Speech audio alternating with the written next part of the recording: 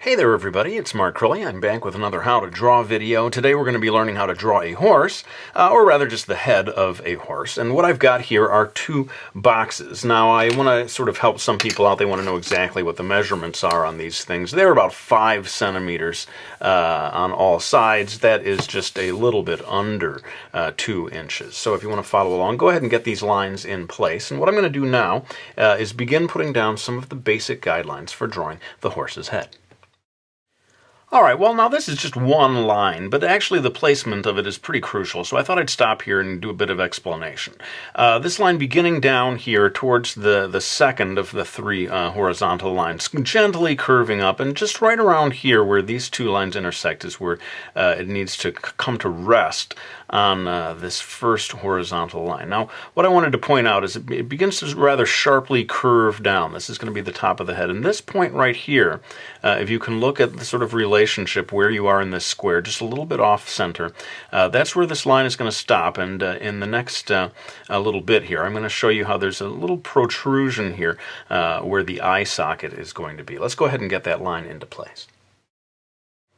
Now this line here is very tricky indeed. Once you get past this protrusion, like I said, that is sort of like the brow that shields the eye on the one side here, you're going to want to pay attention to the angle of this line as it heads down towards the snout. And it sort of bends in, or out, I suppose, as you want to put it, coming over here to touch this far line over here on the lower square. Then it's going to cut back down, and just before it reaches that next line, you get a bit of an angle that finishes off the snoutal region here, for lack of a better word. I'm sure there is a better word, but I'll be darned if I know what it is. Anyway, I'm going to go ahead and draw just a few more lines here to complete the basic shape of the horse's head. Okay, so this line comes back up here, sort of finishes off this area of the snout. Then there's quite a straight line that comes across, and you want to pay attention to the angle of that, especially in relation to this line here. Just see how the two of them are at slightly different angles as they fill out this lower square. And then right when this line passes this line of the square, that it kind of curves out, makes a rounded area. And then the final thing you'd want to pay attention to is where the neck sort of attaches to that line right there. Well, let's go ahead and get the ears in place. All right, so this first ear is lined up with this vertical line over here, and it sort of falls neatly on top of that first line at the top of the head, its location. Just sort of pay attention to the basic shape there and its size in comparison to the rest of the head. And this ear over here is sort of poking off at a different angle, and so the shape that it makes, the contour line that it makes is quite different than this one over here. Well, it's time to place the eye. You can only see one of them from this point of view. So let's go ahead and get that in there. Okay, so the eye is just a little off to the right here, not quite touching that line. Also notice its distance from the center horizontal line. The size is important. Actually, the horse's eye is rather small in comparison to the rest of the head. Of course, quite large compared to human eyes. But the angle of it, it sort of is like an almond shape, and it is sort of pointing down. That was one interesting thing that I noticed. And we're going to get into the details of the eyes later on. And I was surprised to what degree they actually do resemble human eyes in many respects. But one last thing we need to do is get the sort of nostrils in place, and then maybe we can stop with all this time-lapse and start getting into the real-time drawing.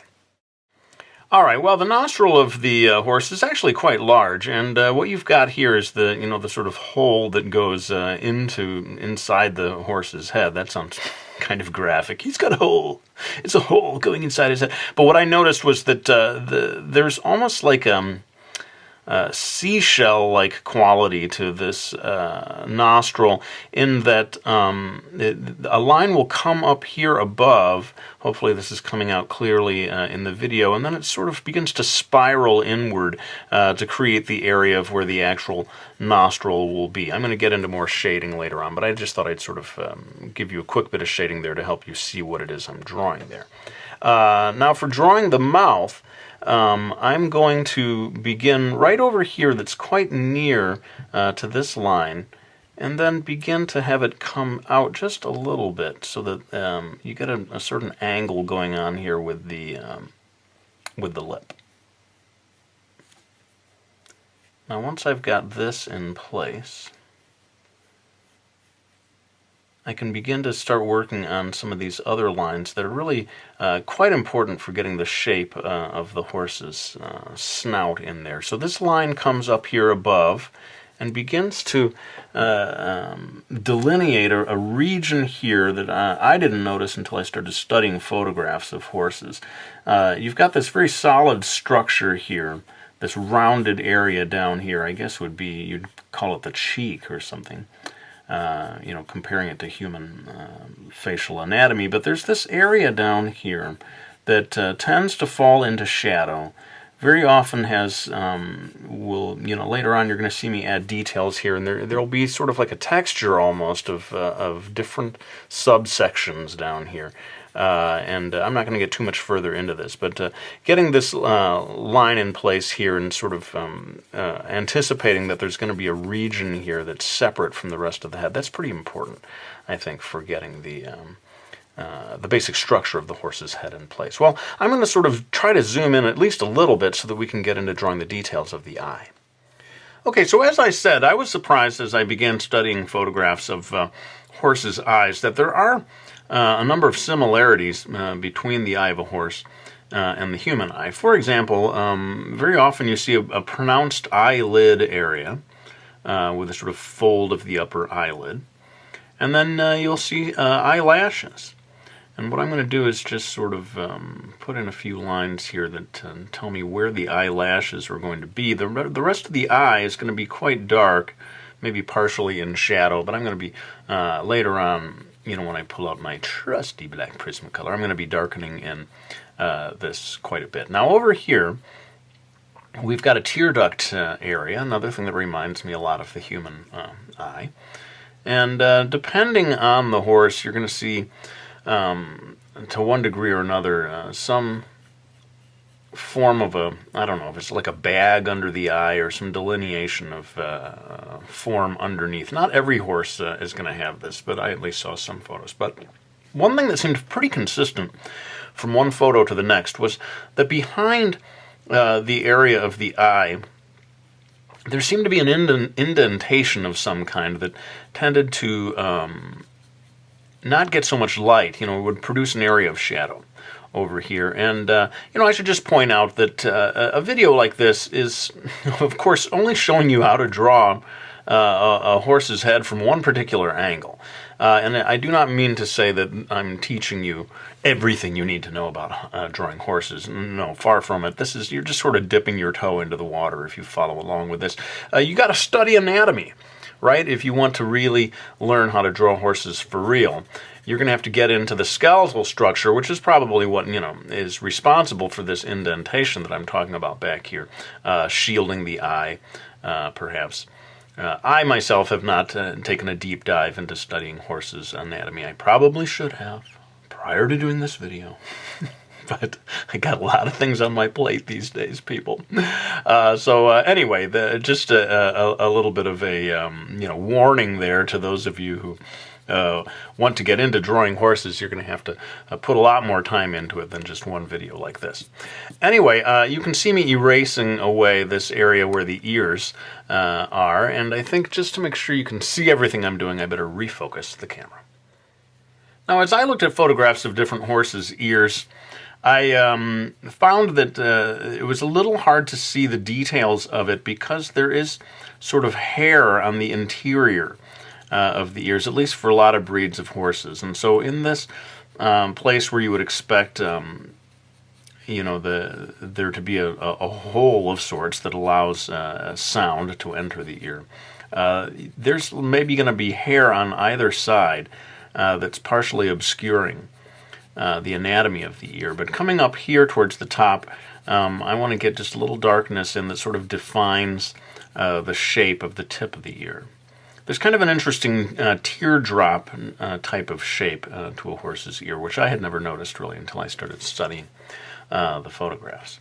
And then, as I said, this one is pointing off at a significantly different angle, and I'm going to put in a secondary line here that begins to sort of show the outer surface of the ear as opposed to the inner surface. And by shading in a little bit here, I think I'll make that considerably clearer. Different horse breeds seem to have different degrees of fur along the edge of the ear. I saw some horses where this area would become quite furry, and that would apply to this edge as well. But it seems like the very tips are not going to be very furry, at least for most breeds of horses. Now, while we're up here in the drawing, towards the top of the drawing, I'm going to go ahead and start to indicate the mane, the horse's mane, and this area very often is a sort of a single clump of hair. It depends on, basically whether the wind is blowing it around or not. I think almost for artistic purposes, I feel like breaking this up just a little bit. And notice the length of the mane. Again, I suppose different breeds are going to have different lengths of hair, but it's going to come down towards this protrusion over here, and then that's basically where it needs to stop. And I'm going to go ahead and add a little bit of extra hair that breaks up the contour of the head itself. Maybe have a single strand come off, maybe being blown in the wind a bit. And up here, also going to break up that contour line a little bit to suggest the different sort of clumps of hair, strands of hair. I'm going to make this hair very dark, almost like jet black towards the end, as a way of making contrast with the rest of the horse's head, which I'm imagining as brown. Of course, it'll all be kind of gray, because I'm doing a black and white drawing here. But as for drawing the rest of the mane, happily, it's a bit simpler than I even imagined as I looked at photos, a lot of them anyway. Very long, very flat, sort of reminiscent of certain types of human hair, people who have that long, sort of stringy, flat hair that doesn't curl at all in any way. At least some horses have a mane like that. And I'm not going to get too much into drawing the mane. I really wanted this video to focus mostly on the structure of the head, but at least get some of it in there. And I guess while I'm up here, I'll show that I'm going to do, as I broke up the contour there, I'm going to do the same thing here, sort of break up this contour. I think it helps to make it look more like actual hair, that it's not so smooth that each one of these is sort of got its own subsection, a subdivision of a subsection that is breaking up the contour, making it just feel more like you're really looking at hair. Again, we're going to get much more into the details of the hair later on, probably mostly in time-lapse, I'm afraid, as is so often the case with these videos. But I do feel that if you get the structural lines in place, you've got a big head start towards making a good drawing of a horse. In any case, I am going to refocus the camera so that we can get into some of the more subtle markings or surface detail that we see on the head of the horse. Okay, so you can see I took a moment to erase the basic guidelines because you really don't want to try to erase those later on after you start doing more of the detail. Now, this is, to me, where you separate a casual drawing of a horse from a more detailed one, and that is where you begin to start doing some of these more subtle indications of structural lines and parts that you would see maybe just underneath the skin of the snout of the horse. And what I'm going to do here, you can sort of see me creating a almost linear area of shade that points down towards the snout. And this is maybe getting a little hyper detailed, but some of you may enjoy doing this. I noticed that quite a lot of horses would have some sort of vein crossing right around this point in the snout, that the vein that is so near to the surface, just below the skin, that it may cast a shadow and become, quite visible. And depending on the horse, I don't know if it comes down to the age or whatever, or just the breed, but sometimes you'll even see more than one visible vein in this area. And then over here, between this area that I just put in and coming down to this first area that I had blocked in quite a while back, there's going to be a sort of a secondary area of shade. You know, the shadows being cast by irregularities, maybe is the best way to put it, in the surface of the horse's snout. And I think these little bits, these little areas of shade, are surprisingly important in terms of conveying the authenticity, the full horsiness of the horse is really brought out by these areas of shade. I think that if you take a moment to focus on these areas, you will be rewarded with a much more, it will just really ring true as an actual horse illustration. Now down here I found, again, it depends on the lighting situation, but in an awful lot of horses' photographs, I saw an area of quite deep shade down here, and later on with the Prismacolor I'm going to go quite dark in this area, maybe almost to black. But this little area that I first sort of roped off, from the rest of the snout, this whole area is going to get sort of shaded in. And I began to talk earlier about how, speaking of irregularities, this area down here can have quite a lot of irregularities, almost sort of looking like wrinkles or something. So that are comparatively smooth, especially over here, very smooth, this area.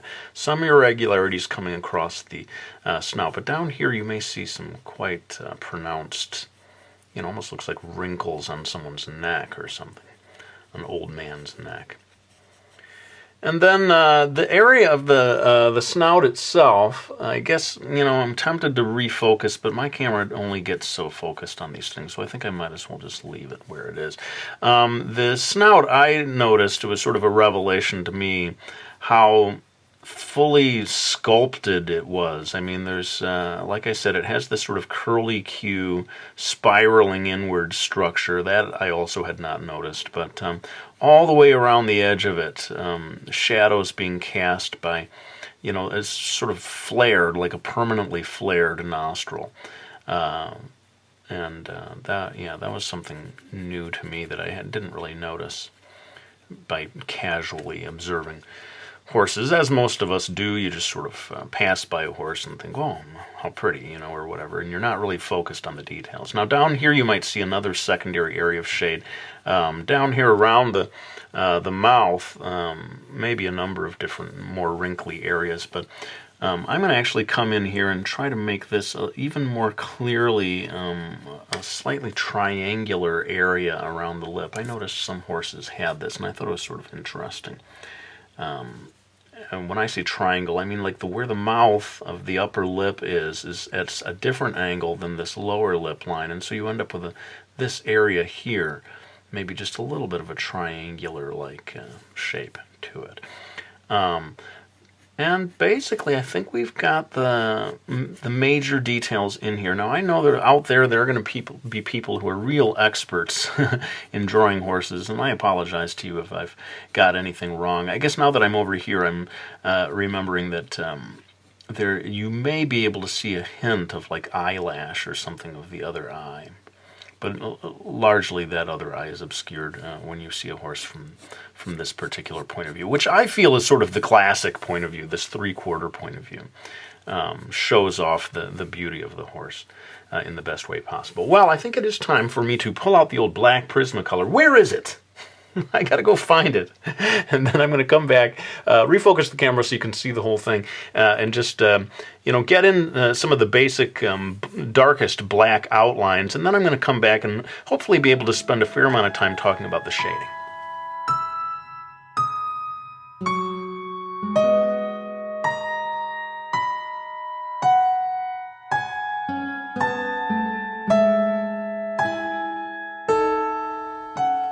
Alright, well, I've got most of the darker lines where I feel I need them to be. Towards the end, I'm going to be adding more shading of, like, the mane. Like I said, I want to make that very dark.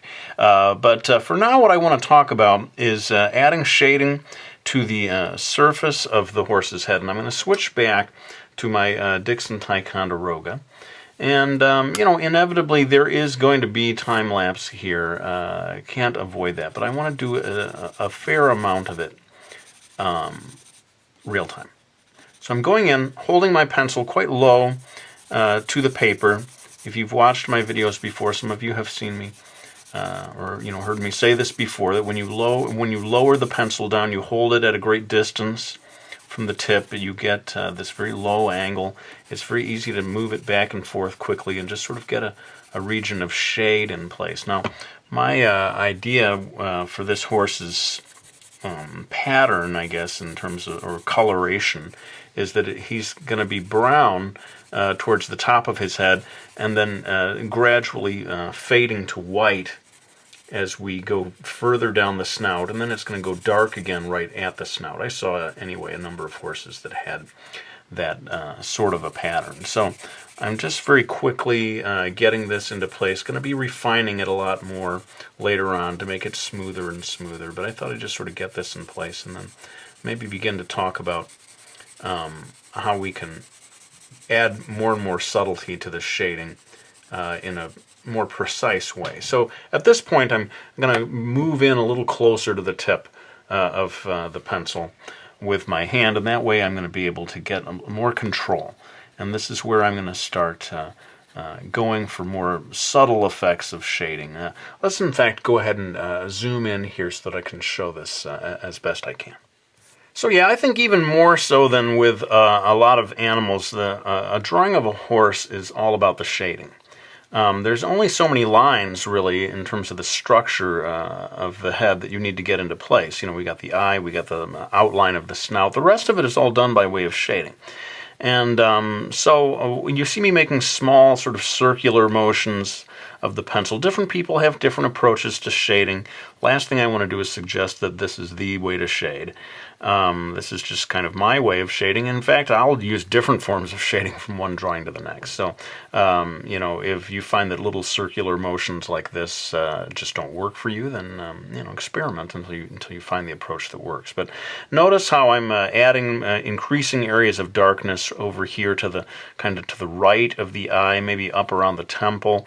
As I said, pretty consistently in photographs, I saw just behind the eye a pretty pronounced area of shade caused by an indentation, I'm guessing, in the actual skull, skeletal structure of the horse's head. But, you know, if you didn't get this shading stuff in there, I think you really would find that it somehow doesn't quite look like a horse. I think these little areas of shading are absolutely crucial. I'm getting another area right here that's just below the eye, a little bit to the right, and then we get back into this area that I tried to describe, tried and failed to describe earlier, a sort of a diagonal, linear area of shade. Again, you know, the shade is there for a reason. It's, you know, it's a reflection of the structure just underneath the skin. And as I said, getting if you love going for detail, you're going to love this little part here where you put a vein, or would it be an artery? Somebody help me out here. Going across the snout of the horse. But as I said, I'm going to be also not just doing shading that is related to the structure of the horse, but also to the sort of pattern of the horse's skin, coloration, I suppose I should say. It's going to be concentrating all the darkness. In my mind, I see this as brown. It's going, you know, even though it's a black and white drawing, the sort of brown-skinned area of the horse's head will all be up here towards the top, and then getting lighter and lighter as we head down towards the snoutal region. The snoutal region? Dude, that is not a word. Just because you keep saying it over and over again does not make it real. But I just love saying the word snoutal region. I can't explain why. Anyway, I'm trying my best to come up with new things to say about shading. I know people hate it when I fast forward or time lapse through the entire shading area, but I do feel like you just reach a point where I feel like I've said it all, you know. And a lot of people will request, you know, don't do any time lapse on the shading, but what you're talking about is a 2-hour video. at that point. And I'm not exaggerating. At this point, I am going to probably put in at least another hour or more into the shading, gradually building it up. And certainly no one wants to hear me talk about that, but I don't think you even want to watch me do it, frankly, in real time. It is almost like watching paint dry. If I were to try to do an entire video. I did a no time-lapse challenge last summer. Maybe time to do another one of those. But I ended up breaking it into 4 videos. People will remember that. So you had to watch over the period of a month, basically, the same drawing every Friday. Such was the price you paid to see real-time shading. But you can see me trying to create a sort of gradient, gradual change from dark towards the bottom, gradually moving up to light at the top in this area. I guess I'll call it the cheek. The cheeky. He's a very cheeky horse. All of my English viewers are like, McCrilly, please, don't do the English accent. It's terrible. It really hurts our ears when you do the English accent. And maybe that's about as far as I can go. I'll just sort of tell you. In fact, I'm going to switch briefly back to my trusty black Prismacolor. Down here, pretty consistently, at least with any horse being lit from above, you're going to get a pretty dark drop shadow of the horse's head against the neck. And so now I think it is finally time for me to kick it into time-lapse and keep gradually building up this shading. And also you're going to see me go in, probably one of the last things I do is go in and darken in the mane of hair so that it looks like a brown horse with black hair. So let's go ahead and kick it into time-lapse and finish up this drawing.